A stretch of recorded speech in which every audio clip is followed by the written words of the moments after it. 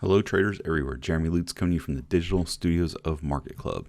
And the S&P 500 came into Friday's trading session down about 0.7% for the week, but Friday's strong gains helped the index recover those losses, and it eked out an increase of about 0.1%, a little bit over that for the week. Meanwhile, the Dow and NASDAQ each entered Friday trading down more than 1%, and they were able to end the week down only about 0.1% each for the week as the trading session ended on Friday evening. We'll take a look, as we usually do, at the S&P 500 with weekly charts to wrap up the week, and we'll give you some numbers to look for next week. As you can see, S&P 500 ended trading at 3,145.91 with a chart analysis score plus 65, indicating that we're positioned based on a red weekly trade triangle that triggered earlier in the week.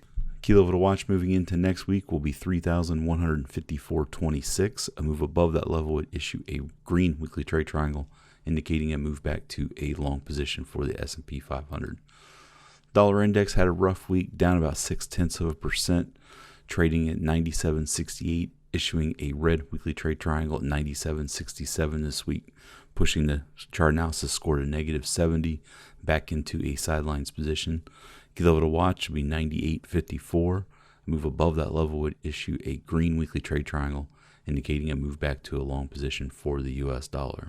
Dow Jones currently ended the day at 28,015.06 with a chart analysis score plus 65. Still have that red weekly trade triangle in play that triggered earlier this week. Key level to watch would be 28,174.97. A move above that level would issue a green weekly trade triangle, indicating a move back to a long position for the Dow. NASDAQ currently the only one of the three indexes to maintain its green weekly trade triangle through the volatility this week, with a chart analysis score plus 90, indicating that overall we're still in a long-term uptrend, trading at 8,656.53. Your key level to watch would be 8,435.40.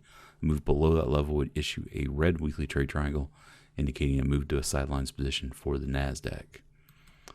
Crude oil having a great week, up 6.6% with a chart analysis score of plus 70, issuing a new green weekly trade triangle today. And we'll switch to a weekly chart or a daily chart real quick to show you that, triggering at 58.74. Reason for the gains would be following a meeting in Vienna where OPEC said that its producer group will reduce supplies by an additional 500,000 barrels per day, bringing total cuts for that conglomerate to 1.7 million barrels daily, which increased the price of U.S. crude oil. Key level to watch moving forward will be 56.28.